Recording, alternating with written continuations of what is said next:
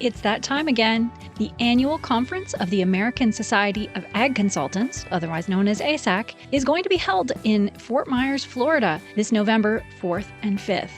Kurt Covington is one of 9 professionals who will address the conference. The other speakers who will cover a wide range of topics represent Florida Farm Bureau, Florida Citrus Commission, University of Tennessee Institute of Agriculture, National Ag Law Center, Risk Mitigators and Advisors, Tyler Associates, as well as the lead economist for dairy at CoBank, and myself, Chrissy Wozniak from North American Ag. The day and a half of presentations will be followed by ag tours on Tuesday afternoon at Echo Farms, one of my favorite places here in Fort Myers. Attendees will experience farming at its most creative, with unique demonstrations, plants, and techniques being used to help farmers and urban gardeners in developing countries. A second tour at Echo will showcase simple technologies that can improve food, water, and shelter for millions of people. A third tour of a hydroponic grower is also being planned. For more information and to register, visit www.agconsultants.org. That's www.agconsultants.org. See you there. Today's Ag Spotlight episode is sponsored by Cow Coolers. Make every day a cool day for your cows. The cooler system allows you to control the cow's environment 24/7. For more information, go to cowcoolers.com.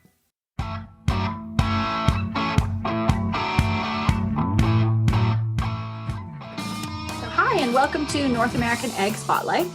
Our guest today is farmer, speaker, farm family coach, and author of the books Farming's In-Law Factor, Building Your Farm Legacy, and Farm Family Coach Insights. I'd like to welcome you, Elaine Froese. Nice to see you, Chrissy. How are you doing? We're doing well on our farm. We have a 5,000-acre seed farm in southwestern Manitoba on mile 16, just above the U.S. border. And so my husband and son and our 2 employees are busy cleaning grain all winter and selling seed. Wow. And how long have you been farming? It will be my husband's 43rd crop, I think, next year. And he's got his 50-year seed certificate. So he's been a seed grower for many years. Oh, wow. And we've been married 40 years next July, on the 4th of July, on Independence Day. Oh, wow. Congratulations. Which is an oxymoron, I think, for marriage. But anyway, we celebrate on July 4th.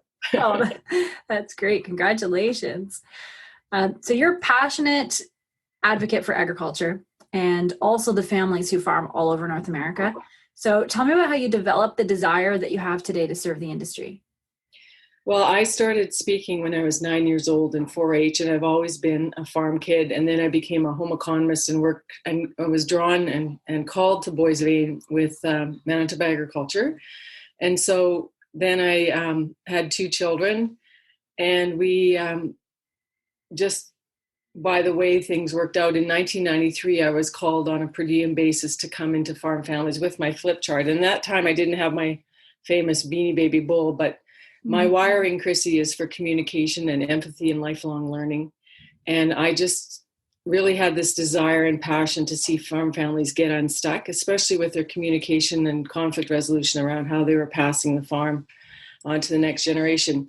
And then a couple of years later, in 1995, I was asked by Marie Solway, who was a former columnist with Grain News, which is a farm paper across the Western Prairies, to take her place as a columnist. So I've been writing in Grain News for 25 years this year, and that's where the 5 books have come from. It's when you write 19 times a year. Now, of course, with the internet, they turn into blogs, and after they turn into blogs, they turn into books. So my passion comes from helping people understand that they don't need to be stuck. And I had a really great succession plan in 1992 with my in-laws.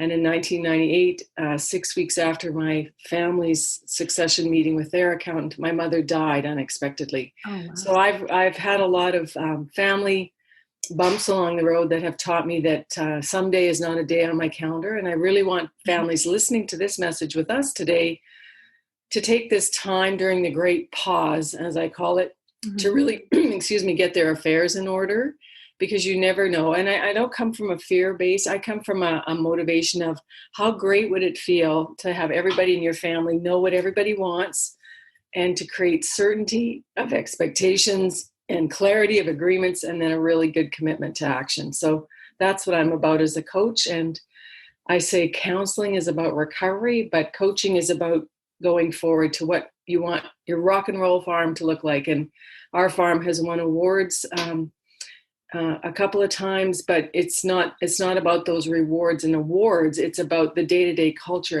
And do you have the kind of business and family that everybody's excited to be a part of? Right. Yeah, that's amazing. Yeah, I know your writings and your blog posts, we highlight them as well on North American Ag, and there's some really great tools there. You have such a good depth of understanding of not only agriculture, but also these relationships that are within the farm. And so I just reached out to a person in Illinois, actually, who had ordered 2 copies of Farming's In-Law Factor. And I like to call people, especially now with the mail being a little bit less reliable, and tell them it's coming. I don't know when you'll get it. It's coming. But how about if I give you an e-copy? So I send an e-copy to them, and they start reading the book before they get the hard copy. And she, messaged me back, and she was very encouraging, follows my work as you do. But then she said, do you have tools, or could you write about these things? And so when she told me what the gap was for her, then I found a tool in my box that I could, whip back to her digitally. And I think that's, Chrissy, the other thing.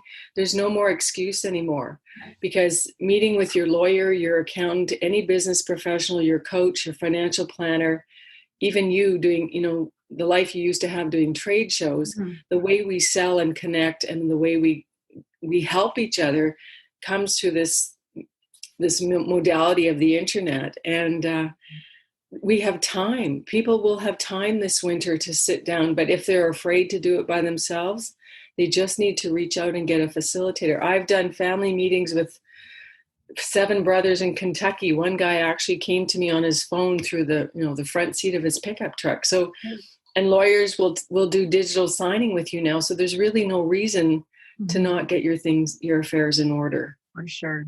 Yeah. And in your book, Farming's In-Law Factor, you talk about the stresses of in-law tension. So what are some of the tools that you recommend for dealing with those stresses? Well, the first thing is how you frame conflict. And I put my hand up like this quite often, and I say a lot of farm families are walking around with a dirty filter, just like you wouldn't have a dirty filter in your combine or your tractor. You take care of it right away.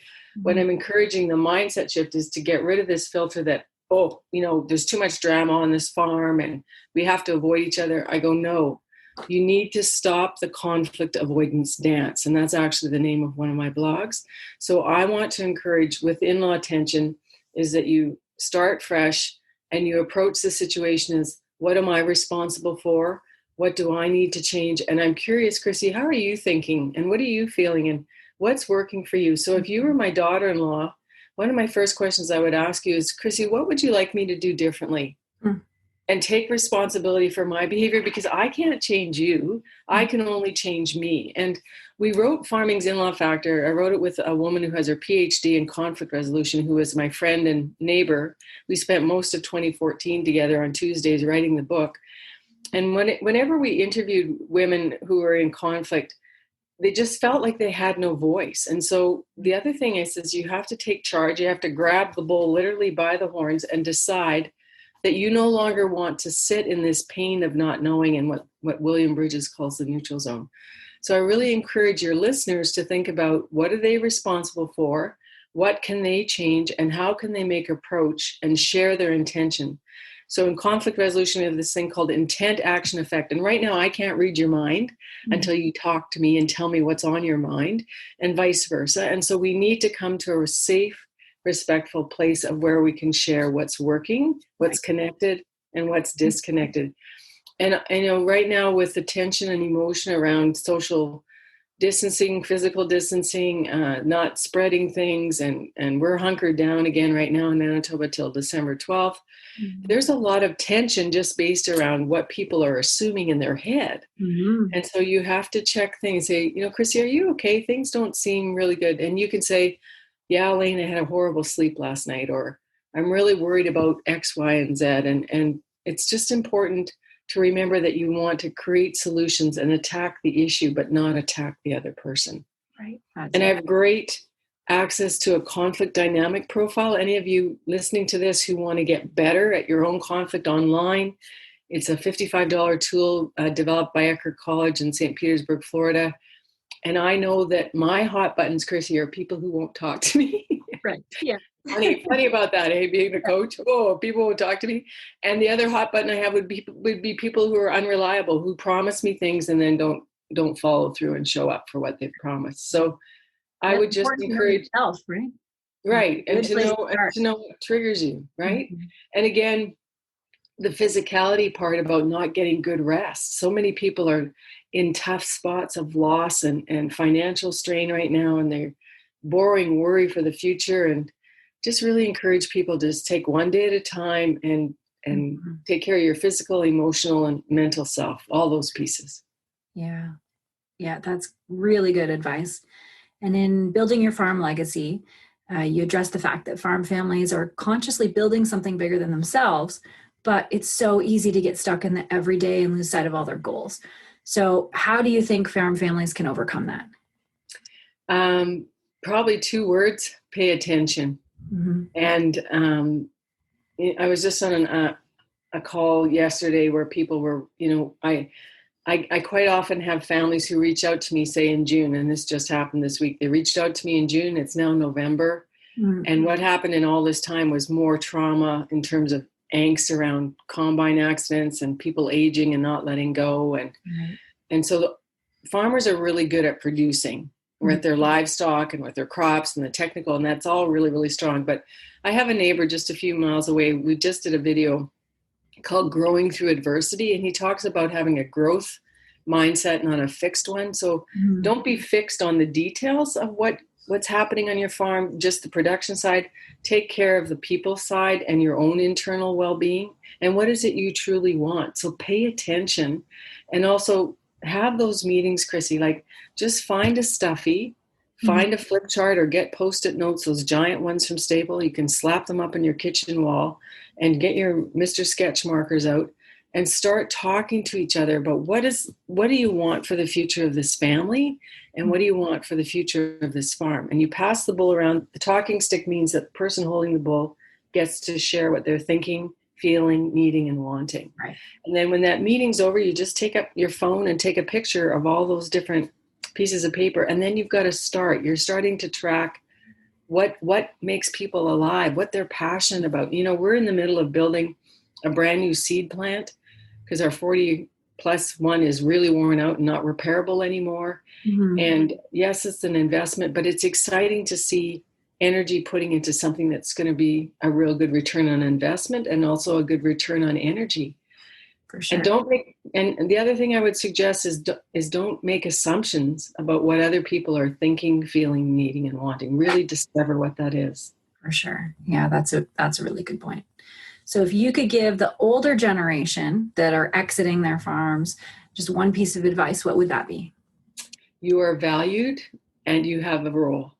Mm-hmm. So even though you're exiting the main decision-making of management, you still have meaning and purpose.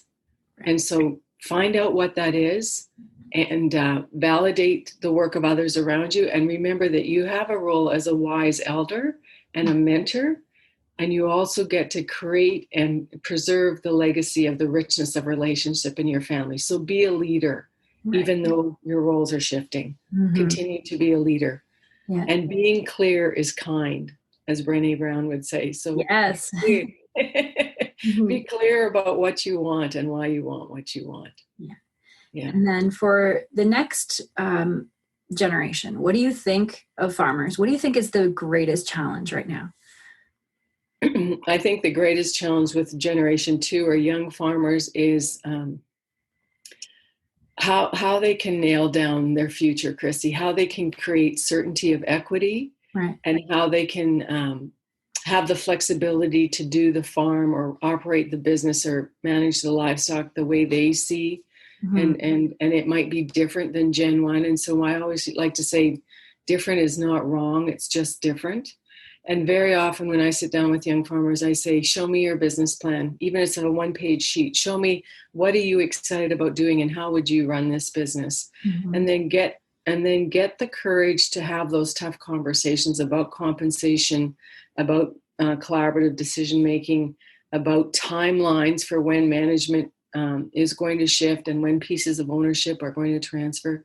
Quite often I find the young generation feels that they don't have a voice because they haven't taken it. And that's the other thing, is a lot of young farmers, and I don't want to dish on millennials, but if you look at the research and the trends in other industries, young people haven't struggled a lot. And they don't even want to hear about the 1980s and 90s. They say, oh, quit telling me those stories.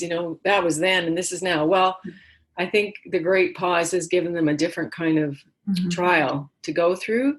Yeah. And so it's just really important that they understand the importance, both sides of appreciation and encouragement in the heart of the business, and also being clear about, the other disconnect. The next gen does not typically want to work as many long hours as Gen 1 does. Right. And so there's a huge fight, quite frankly, about work-life balance, which of course is not a thing. It's a polarity, because that whole dance between work and play is never done. And that's what a polarity is. It's a problem that never goes away. It's just something that always has to be managed. So, and I also really want to stress for young farmers to protect their marriages and their partnerships, because Farming's In-Law Factor has a brown egg in the middle of the cover. And, I have daughter-in-laws who say hashtag on Twitter, I am the brown egg, and they're feeling it. And of course, if there's tension and the foundation of the family is not strong and that cracks, then that pulls everything else down. And I wrote another blog in 2016. My most popular blog was How to Prevent Divorce on the Farm.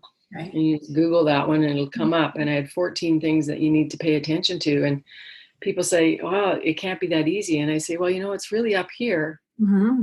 If your son and daughter has embraced a life partner, whether they're married or almost married, you have no choice then but to bless that person and to see the strengths and skills that you can bring them into your team. Right. Yeah. Well, that's great. Awesome advice. Well, thank you so much for joining me today. It was really great to learn more about what you do. And if anyone's interested in learning more, you can head over to northamericanag.com/succession. You can also read Elaine's blog posts on North American Ag and at elainefroese.com. And you can also find a link in the show notes below. And if people can't spell my name, Chrissy, they just have to Google farmfamilycoach.com and they'll land in the same spot. Perfect. So thanks for your encouragement today. All the best to you. Thanks, you too.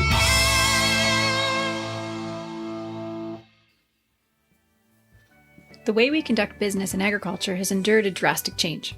Our handshake industry has traditionally been face-to-face, but with the cancellation of in-person events and farm shows, everyone has had to adapt, from farms to manufacturers to service providers. With a dizzying array of marketing and digital business choices, you need to make the right decisions or risk not being seen at all. If you need advice or a customized plan for your business, don't hesitate to reach out to me at chrissywozniak.com or chrissy.info, because that's easier to spell. Don't risk not pivoting your business. Find the path that will take you into the digital space and be seen by our industry.